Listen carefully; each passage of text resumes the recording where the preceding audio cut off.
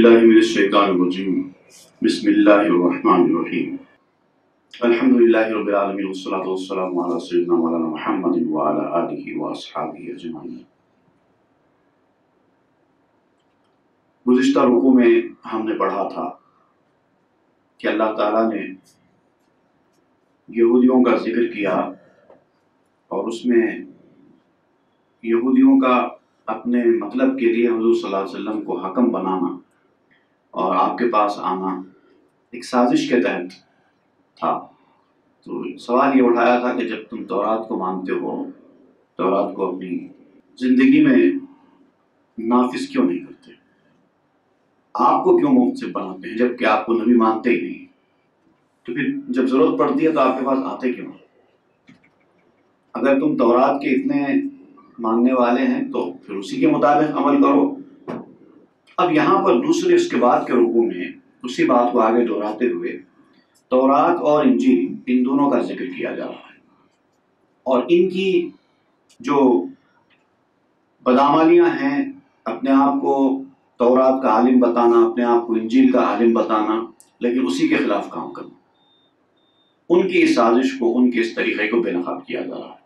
پہلے تو یہاں پر تورات کا ذکر ہو رہا ہے، اِنَّا أَنزَلْنَا التَّوْرَاةَ فِيهَا هُدًى وَنُورٌ، بے شک تورات کو ہم نے ہی اتارا۔ یعنی یوں مت سمجھو کہ تورات، انجیل، یہ قرآن، یہ سب الگ الگ کتابیں ہیں، وہ دین الگ تھا، یہ دین الگ ہے، اس میں الگ باتیں کہی گئی، اس میں الگ باتیں کہی گئی۔ شریعت کے بدلنے سے بعض احکام میں تبدیلی ضرور آئی، لیکن سب کتابیں اللہ تعالیٰ کی طرف سے نازل ہوئی اور سب کا پہلا میسج تو ایک ہی ہے کہ وہ ہے اللہ تعالیٰ کی وحدانیت کو ماننا اور سر تسلیم خم کر دینا، اللہ کے حکم کے سامنے ہدایت حاصل کرنا، ہدایت کا نور حاصل کرنا۔ تورات کا بھی وہی مقصد تھا، انجیل کا بھی وہی مقصد تھا، قرآن کا بھی وہی مقصد ہے، وہی دین ہے، اسی کو اپنے طریقے سے اللہ تعالیٰ نے آگے بڑھایا ہے نبی کے ذریعے۔ تو تورات تو ہم نے اتاری تھی اور اس میں بھی ہدایت اور نور ہے۔ يحكم بها النبيون الذين اسلموا للذين هادوا، جو فرمانبردار تھے ہمارے انبیاء، انہوں نے اسی کے میں دیے گئے حکم کے مطابق حکم دیا، کوئی نئی بات نہیں کہی۔ نبی جی جو آئے انہوں نے بھی تورات میں جو ان کو ہدایتیں دی گئی اسی کے مطابق تم کو حکم دیا یہودیوں کو۔ یہودی اگر تورات کے ماننے والے ہیں تو پھر تورات پر عمل کرو۔ والربانیون والاحبار بما استحفظوا من کتاب اللہ، اور جو اللہ والے تھے اور جو علماء تھے، علماء حق، ان کو اس کتاب کا محافظ بنایا گیا۔ ان کا کام تھا کہ اس کتاب کی حفاظت کرتے، اس کے احکام لوگوں تک پہنچاتے۔ نبی نے کتاب پہنچائی، کتاب سمجھا دیا، کیا احکام ہے وہ بتا دیے علماء۔ اب علماء اسی کتاب میں دیے گئے جو احکام ہیں اس کی حفاظت کر کے اس کو لوگوں تک ٹھیک ٹھیک پہنچاتے ہیں، یہی ان کا کام۔ وَكَانُوا عَلَيْهِ شُهَدَاءَ، اور اس پر گواہ بھی تھے۔ فَلَا تَخْشَوُا النَّاسَ وَاخْشَوْنِ، اب اللہ تعالیٰ فرماتا ہے کہ جب علماء احکام کو آسمانی کتابوں کے لوگوں تک پہنچائیں تو ان کو اس چیز کا خیال رکھنا چاہیے کہ ان کو احکام پہنچانے میں کسی سے نہ ڈریں، اور ڈرنا ہے صرف اللہ سے، صرف مجھ سے ڈرو اور کسی سے مت ڈرو۔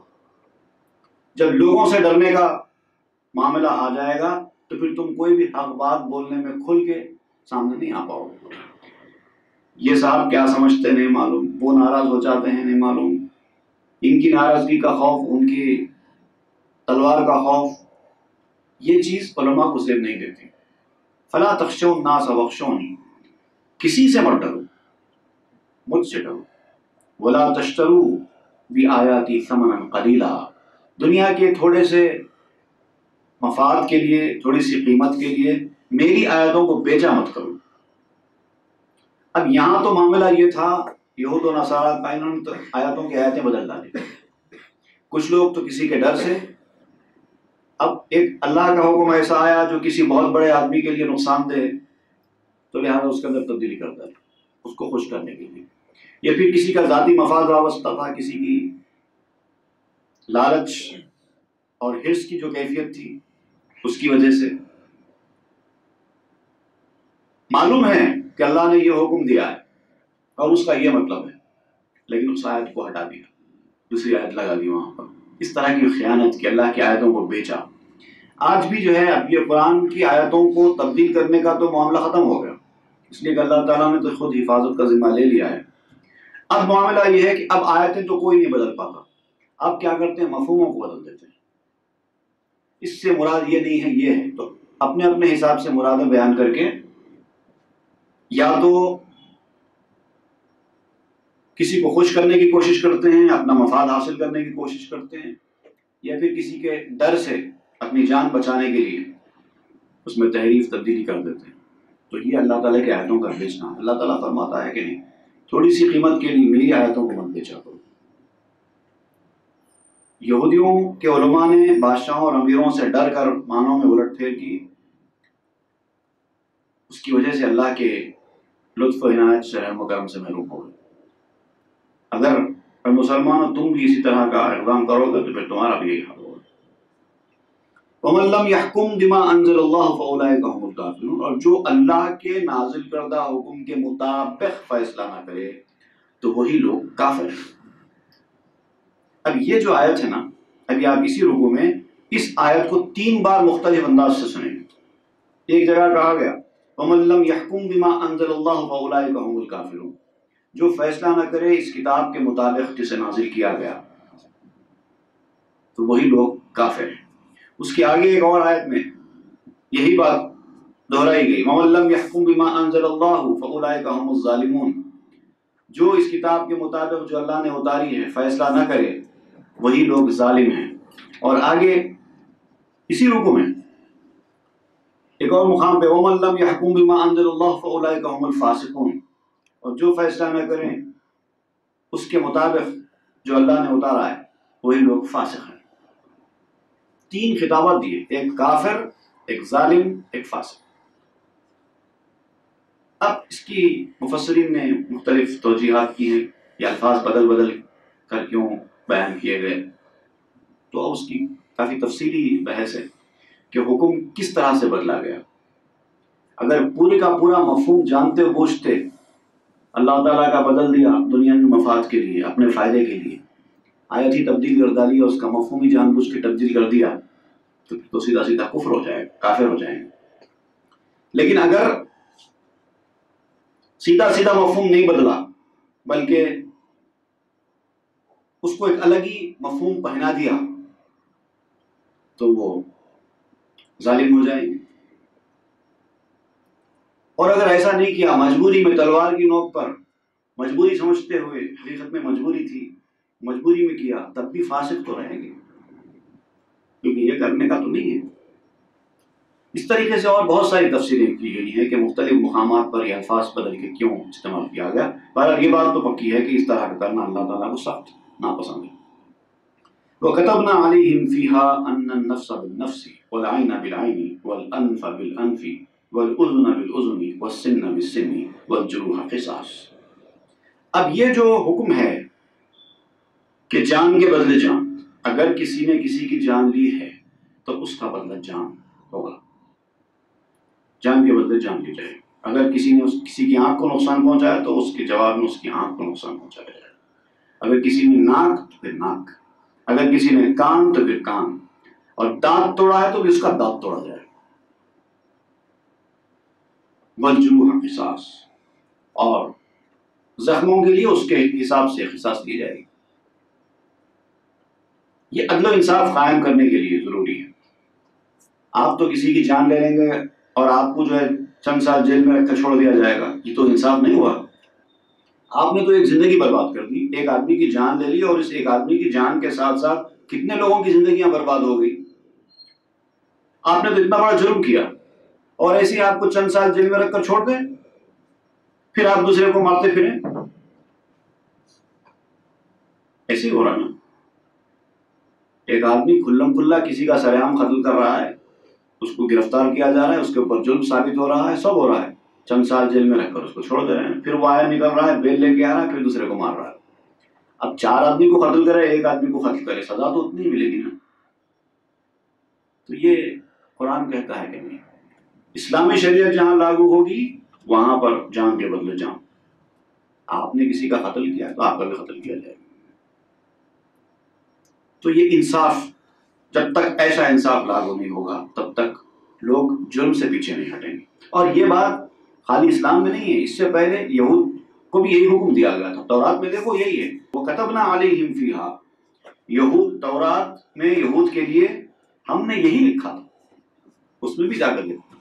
دیکھیے تورات اور انجیل میں بہت ساری چیزیں تبدیل کی گئی، لیکن اس کے باوجود بھی بعض چیزیں ہیں جو اب بھی قائم ہیں. اس میں یہ بھی ہے، اس میں نہیں تبدیلی کی گئی. فمن تصدق به فهو کفارۃ. ہاں اگر کوئی کسی کو معاف کر دے، قصاص لینے کے بجائے، بدلہ لینے کے بجائے کوئی آدمی کسی کو معاف کر دے تو یہ معافی اس کے گناہوں کا کفارہ بن جائے. کسی نے آپ کو مارا تھا لیکن آپ نے کہا کہ نہیں جانے دو، چھوڑو، میری طرف سے معافی ہے، بس آپ سکتا. وَمَن لَّمْ يَحْكُم بِمَا أَنزَلَ اللَّهُ فَأُولَٰئِكَ هُمُ الظَّالِمُونَ. اور یہ جو حکم ہے یہ فائنل ہے، اس کے اندر کوئی تبدیلی نہیں ہو سکتی، اور جو اس کے مطابق فیصلہ نہ کرے گا اس کا شمار ظالموں میں ہوگا. کسی سے کچھ لے دے کے مجرم کو بری کر دیا، جھوٹی گواہی دے کے کسی کو جرم سے باہر نکال دیا، کچھ بھی ایسی چیز کریں گے جو اللہ کے اس فیصلے میں رکاوٹ بنتی ہے تو اس کا شمار ظالموں میں ہوگا. وَقَفَّيْنَا عَلَىٰ آثَارِهِمْ بِعِيسَىٰ ابْنِ مَرْيَمَ مُصَدِّقًا لِمَا بَيْنَ يَدَيْهِ مِنَ التَّوْرَاةِ. اور پھر اس کے بعد موسیٰ علیہ السلام کے نقش قدم پر ہم نے عیسیٰ بن مریم کو بھی بھیجا. مصدقا لما بین یدیہ من التوراۃ. تورات میں جو کچھ تھا، جو ان کے سامنے تھا، اس کی تصدیق کرنے والا. کہ اب عیسیٰ علیہ السلام آئے اور تورات میں جو حکم دیا گیا تھا ان کی انہوں نے تصدیق کی کہ ہاں یہ تورات کا حکم تھا، سچا حکم تھا. وآتیناہ الانجیل. پھر ہم نے ان کو انجیل دے دی. فیہ ھدی ونور. پھر اس میں بھی ہدایت اور نور ہے. ومصدقا لما بین یدیہ من التوراۃ. اور وہ کتاب بھی، انجیل بھی، تورات کی تصدیق کرنے والی کہ ہاں تورات میں جو کچھ اترا ہے صحیح اترا. وہدی وموعظۃ للمتقین. اور ہدایت اور نصیحت دل میں ڈر رکھنے والوں کی. قرآن کے لیے بھی یہی کہا گیا، انجیل کے لیے بھی یہی کہا گیا، تورات کے لیے بھی یہی کہا گیا. ہدایت اور نصیحت ہے ان کتابوں میں، لیکن سب کے لیے نہیں، دل میں ڈر رکھنے والوں کے لیے. وَلْيَحْكُمْ اہل الانجیل بما انزل اللہ فیہ. اور ضرور فیصلہ کریں انجیل والے کہ جو کچھ نازل فرمایا اللہ تعالیٰ نے اس میں. اب انجیل میں بھی جو کچھ نازل ہوا ہے انجیل والے بھی اس کے مطابق فتویٰ دیں گے، اس کے مطابق فیصلہ سنیں. اب یہ ان کی ذمہ داری ہے. اب پہلے تورات والوں کا ذکر ہوا تھا، اب انجیل والوں کا ذکر ہوا ہے. ان کی بھی وہی ذمہ داری ہے کہ جو حکم دیا گیا اس کے مطابق فیصلہ کریں. وَلَّمْ يَحْكُمْ. اور نہ کریں فیصلہ بما انزل اللہ، جو کچھ اللہ تعالیٰ نے اتارا اس کے مطابق. فَأُولَٰئِكَ هُمُ الْفَاسِقُونَ. تب یہ لوگ فاسق، گناہ گار، سخت گناہ گار. گناہ گار کے لیے بھی جو ہے آپ دیکھیے کئی الفاظ استعمال ہوئے. آثم کا لفظ استعمال ہوا ہے، عاصی کا لفظ استعمال ہوا عربی میں. فاسق ایسے گناہ گار کو کہتے ہیں جس کا گناہ چھپا ہوا نہ، کھلا گناہ کرنے والے. ایسا گناہ جو لوگوں سے پوشیدہ نہ رہے، ایسے گناہ کرنے والے کو فاسق کہتے ہیں. اور یہ گناہ گار چھپے ہوئے گناہ گار سے زیادہ خطرناک ہے، بڑا گناہ گار. ایک آدمی گناہ کرتا ہے، اپنے گناہ کو چھپاتا ہے تو پھر بھی وہ اتنا بڑا گناہ گار نہیں ہے جتنا ایک آدمی گناہ کرتا ہے اور علانیہ کرتا ہے، کھلا کرتا ہے، یا اپنے گناہ کر کے اپنے گناہ کا ڈھنڈورا پیٹتا ہے، شان بیان کرتا ہے میں نے ایسا کر دیا. یہ سب فاسق گناہ ہیں. وَأَنزَلْنَا إِلَيْكَ الْكِتَابَ بِالْحَقِّ مُصَدِّقًا لِمَا بَيْنَ يَدَيْهِ مِنَ الْكِتَابِ. اب دیکھیے اب یہاں پر ذکر ہو رہا ہے اے حبیب وَأَنزَلْنَا إِلَيْكَ، آپ کی طرف ہم نے، آپ کی طرف بھی ہم نے کتاب اتاری. بالحق، سچائی کے ساتھ، حق کے ساتھ. مصدقا لما بین یدیہ، اس سے پہلے جو کتابیں آسمانی کتابیں آئیں اس کی تصدیق کرتے ہوئے. اب قرآن آیا تو پہلے انجیل آیا تھا تو تورات کی تصدیق کر رہا تھا. اب قرآن آیا تو انجیل کی، تورات کی، پرانی کتابوں کی تصدیق کر رہا ہے. مصدقا لما بین یدیہ من الکتاب ومہیمنا علیہ فاحکم بینہم بما انزل اللہ. اور یہ قرآن کیا ہے؟ محافظ ہے اس پر. اب یہ قرآن اس کی ان کتابوں کی حفاظت کر رہا ہے، تورات کی بھی، انجیل کی بھی. تو آپ فیصلہ کریں، فاحکم بینہم، اور آپ بھی فیصلہ کریں جو کچھ اتارا گیا، بما انزل اللہ، اللہ نے جو کچھ اتارا اس کے مطابق فیصلہ کریں. ولا تتبع اہواءہم، یہ لوگ جو خواہشیں کر رہے ہیں اس کے مطابق کوئی فیصلہ مت کیجیے. اب یہ مختلف تجویزیں لے کر آ رہے ہیں آپ کو رجھانے کے لیے، یا پھر خیر آپ نبی کو تو کیا رجھا سکتے ہیں، مگر جیسا کہ جانتے ہیں کہ نبی صلی اللہ علیہ وسلم کی یہ خواہش ہے کہ لوگ زیادہ سے زیادہ دائرہ اسلام میں داخل ہو جائیں. تو ایسی سازشوں والی تجویزیں لے کر آیا کرتے تھے. جیسے کہ یہود کے علماء بعض تھے، انہوں نے ایک تجویز حضور صلی اللہ علیہ وسلم کے سامنے پیش، کہنے لگے کہ آپ چاہتے ہیں نا زیادہ سے زیادہ لوگ دائرہ اسلام میں داخل ہوں؟ تو آپ نے فرمایا کہ ہاں میں چاہتا ہوں. تو انہوں نے کہا ہمارے پاس ایک تجویز ہے، اس سے زیادہ سے زیادہ لوگ مسلمان بن سکتے ہیں. کیا ہے بولو؟ تو انہوں نے کہا کہ ہماری قوم کے ساتھ ہمارے کچھ معاملات ہیں. اب یہ علماء اور عام آدمی کے درمیان، اب ظاہر بات ہے علماء کے معاملات عام آدمی کے ساتھ ہیں، تو ہم آپ کو حکم بناتے ہیں ہمارے معاملات کا، اب ہمارے حق میں فیصلہ کر دیجیے، ہم مسلمان ہو جائیں. جیسے ہم مسلمان ہوں گے تو جب علماء ہی سارے کے سارے دین چھوڑ کر چلے گئے تو عام آدمی تو چھوڑے گا ہی چھوڑے گا، تو سارے کے سارے لوگ آپ کے اسلام میں داخل ہو جائیں گے. بس آپ کو صرف اتنا کرنا ہے کہ ہمارے حق میں فیصلہ کرو. یہ تجویز لے کر آئے اور یہ سمجھے کہ چلو یہ بھی بشر ہے، ایک خواہش میں یہ شرط بھی ماننے کو تیار ہو جائیں گے. لیکن وہ بشر ہیں تو کیا ہوا، عام بشر تھوڑی ہیں، انصاف کے خلاف فیصلہ تھوڑی کریں گے. حضور نے تجویز منظور نہیں کی، ایسا نہیں ہو سکتا. جو ہوگا حق کے ساتھ ہوگا، جو فیصلہ بھی ہوگا حق کے ساتھ ہوگا. تو چنانچہ اللہ تعالیٰ یہ وَلَا تَتَّبِعْ أَهْوَاءَهُمْ، اے نبی آپ ان لوگوں کی خواہشات کی پیروی مت کریے، ان خواہشات کو مت سنیے، ان کی باتوں کو مت سنیے. اما جاءک من الحق، اور اس حق کو چھوڑ کر جو آپ کے پاس آیا ہے، آپ کے پاس جو حق آیا اس کو چھوڑ کر ان لوگوں کی خواہشات پہ مت جائیے. یہ لوگ تو سازشوں کے تحت ایسا کرتے ہیں.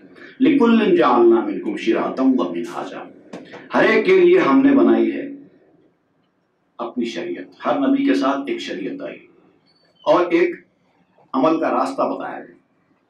شریعت کہتے ہیں شریعت کو، شریعت اور شرعت ایک ہی الفاظ ہیں، مختلف انداز ہے اس کے. ہر ایک کے لیے ایک شریعت بنائی گئی، ہر رسول کے لیے اس شریعت پہ ان کی امت عمل کرے گی. وہ منہاج، اور منہاج عمل کا راستہ، کیسے کیا جاتا ہے عمل وہ بتایا. اگر تم اس شریعت پہ عمل کر رہے ہو تو پھر اس کی شریعت کے مطابق عمل کرو، اگر اس شریعت پہ عمل کر رہے ہو تو اس کی شریعت کے مطابق عمل کرو. ہر ایک کے لیے بنائی تھی. وَلَوْ شَاءَ اللَّهُ لَجَعَلَكُمْ أُمَّةً وَاحِدَةً، اور اللہ تعالیٰ چاہتا تو سب کو ایک ہی امت بنا دیتا. ہر وقت ایک نبی بھیج کر ان کو الگ شریعت دے کر ہر ایک نبی کی الگ الگ امت بنانے کی ضرورت نہیں تھی. اللہ تعالیٰ چاہتا تو ایک ہی نبی کو بھیج کر، پہلے کوئی نبی کو نہیں بھیجتا، ایک ہی نبی کو، آخری نبی کو پہلے بھیج دیتا، قصہ ختم ہو جاتا. آدم علیہ السلام آئے، ابراہیم علیہ السلام آئے، عیسیٰ علیہ السلام آئے، موسیٰ علیہ السلام آئے. ایک طویل سلسلہ چلتے رہا انبیاء کرام کی آمد کا. آخری میں آخری رسول آئے، پہلے ہی آخری رسول کو بھیج دیتا تو معاملے ختم ہو گیا تھا. ایسا بھی کر سکتا تھا اللہ تعالیٰ. وَلَٰكِن لِيَبْلُوَكُمْ فِي مَا آتَاكُمْ، لیکن اللہ تعالیٰ آزمانا چاہتا تھا اس میں جو اس نے دی ہے. اب یہ حکمت کے تقاضے اللہ تعالیٰ کی، وہ جانتا ہے وہ اس نے ایسا کیوں کیا ہے، دیکھنا چاہتا ہے کون کتنی پرانی چیزوں کی تصدیق کرتا ہے، کون کتنی آنے والی چیزوں کی تصدیق کرتا ہے. فَاسْتَبِقُوا الْخَيْرَاتِ، تو اب تمہارا کام یہ ہے کہ نیکیوں میں آگے بڑھنے کی کوشش کرو. یہ تمہارا کام نہیں ہے ان کو کیوں بھیجا، ان کو بعد میں کیوں بھیجا، ان کو پہلے کیوں بھیجا، آخری نبی پہلے کیوں نہیں آ گئے، یہ تمہارا کام نہیں ہے نا. تم کو جو کرنا ہے وہ کرو، اور تمہارا کام کیا ہے، نیکیوں میں آگے بڑھنا. کمپٹیشن کرو، مسابقت کرو، کون کتنے نیکیاں کماتا ہے، کون کتنی اچھی زندگی بناتا ہے. یہ تمہارا کام ہے. اِلَى اللَّهِ مَرْجِعُكُمْ جَمِيعًا، اور تم سب کو اللہ کی طرف لوٹ کر جانا. یہ یاد رکھو. فَيُنَبِّئُكُم بِمَا كُنتُم فِيهِ تَخْتَلِفُونَ، پھر وہ تم کو اطلاع دے گا، آگاہ کرے گا جن باتوں میں تم جھگڑا کیا کرتے تھے، غیر ضروری کے لڑ پڑتے تھے۔ وَأَنِ احْكُم بَيْنَهُم بِمَا أَنزَلَ اللَّهُ، اور یہ بات بھی ہے کہ آپ ان کے درمیان اللہ کے نازل کردہ جو قاعدے قانون ہیں، جو اصول ہیں، جو قانون ہیں، اس کے مطابق فیصلہ کریں۔ وَلَا تَتَّبِعْ أَهْوَاءَهُمْ، آپ ان کی خواہشوں کو مت سنیں۔ وَاحْذَرْهُمْ أَن يَفْتِنُوكَ عَن بَعْضِ مَا أَنزَلَ اللَّهُ إِلَيْكَ، اور ہوشیار رہیں، چوکنا رہیں۔ یہ لوگ نئی نئی سازشوں کے ساتھ ایسی ظاہری طور پر حیران کن کہ آپ کو خوش کر دینے والی تجویزیں لے کر آ رہے ہیں، لیکن آپ ہوشیار رہیے، کہیں آپ ان کی اس چکنی چپڑی باتوں میں نہ آ جائیں اور آپ کو یہ پریشانی میں نہ ڈال دیں۔ بعض چیزوں کو پکڑ لیتے ہیں، بعض چیزوں کو چھوڑ دیتے ہیں، ان لوگ یہ عادت ہے۔ حالانکہ طریقہ تو یہ ہے کہ جب آپ آسمانی کتاب مانے ہیں، اللہ تعالیٰ کی جانب سے نازل کردہ کلام مانے ہیں، تو شروع سے لے کے آخر تک اللہ کی طرف سے نازل کردہ کلام ہی ماننا پڑے گا، پورا پکڑ لو، نہیں تو پورا انکار کر دو، چھوڑ دو، کہہ دو کہ نہیں اللہ کا کلام نہیں ہے۔ ایسا تو نہیں کہ آدھی کتاب کو مان رہے ہیں آدھی کتاب کو چھوڑ رہے ہیں، ایسا تو نہیں ہو سکتا۔ فَإِن تَوَلَّوْا، اور اگر یہ آپ کی بات سے منہ پھیر لیں، آپ کی بات نہ مانیں، آپ کے فیصلہ کرنے کے بعد بھی آپ کے فیصلے کو قبول نہ کریں، فَاعْلَمْ، تو یہ جان لیجئے، أَنَّمَا يُرِيدُ اللَّهُ أَن يُصِيبَهُم بِبَعْضِ ذُنُوبِهِمْ، تو اللہ تعالیٰ نے ان کو ان کے اس گناہوں پر، بعض گناہوں پر سزا دینے کا فیصلہ کر لیا ہے، ارادہ کر لیا ہے۔ چھوڑ دیجیے، آپ کے سمجھانے کے بعد بھی، قرآن کے مطابق فیصلہ کرنے کے بعد بھی یہ آپ کی بات ماننے تیار نہیں ہوئے، تو آپ کو غمزدہ ہونے کی، پریشان ہونے کی ضرورت نہیں ہے، چھوڑ دیجیے ان کو ان کے حال پہ۔ یہ سمجھ لیجیے کہ اب یہ ہدایت پانے والے لوگ نہیں ہیں، اللہ تعالیٰ نے فیصلہ کر لیا ہے ان کے بارے میں سزا دینے کا۔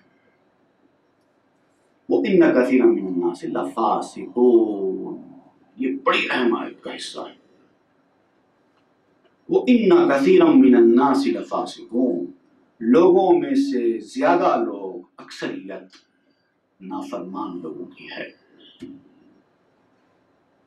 اب آپ اکثریت کو فرما بردار بنانے کی کوشش کر رہے ہیں، لیکن لوگوں کا معاملہ یہ ہے کہ کم لوگ فرما بردار ہوں گے، زیادہ لوگ نافرمان ہوں گے۔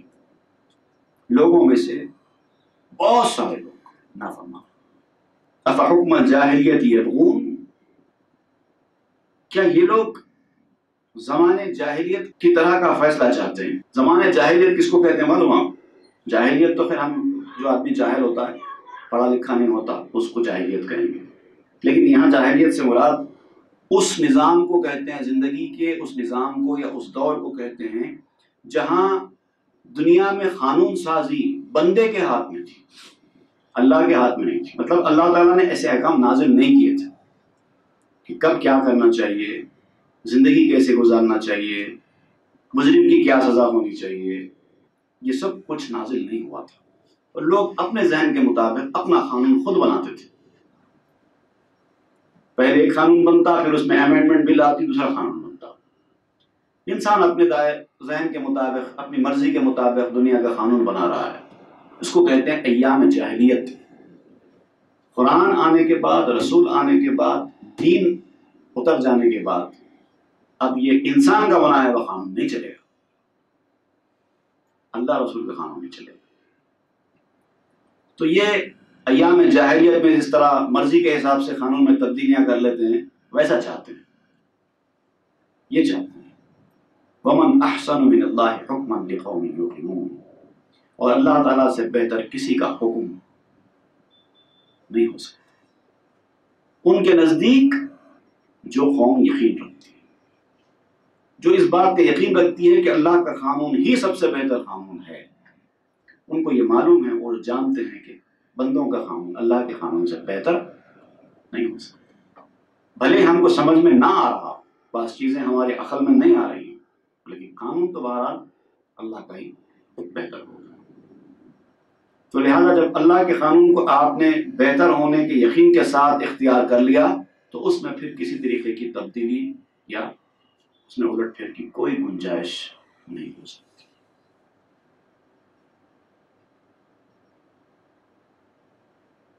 یہ ہے اس رکوع کا واضح مطلب. اب یہ بتا دیا گیا ہے اس رکوع میں کہ شریعت اسلامیہ میں کسی قسم کی تبدیلی کی کوئی گنجائش نہیں ہے.